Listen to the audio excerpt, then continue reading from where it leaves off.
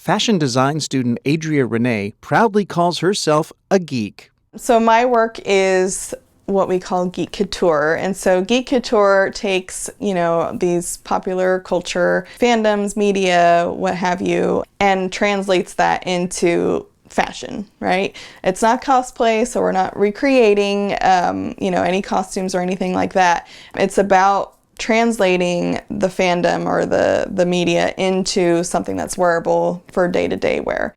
Renee stitched her love of Star Wars into her master's thesis project.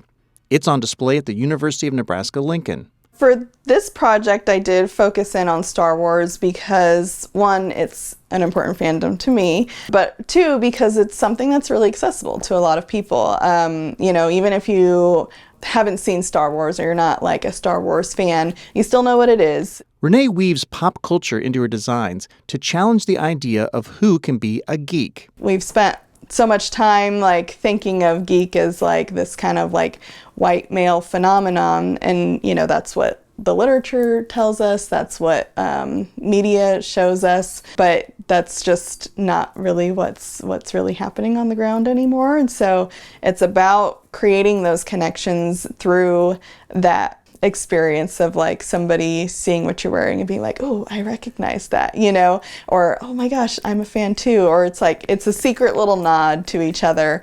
Renee hopes her work will inspire others to boldly go and celebrate their own personal geekiness. And so I had the opportunity to kind of take my work and show why this is important and how it can connect us and kind of make fandom and fan spaces and fashion just a little more welcoming and geeky.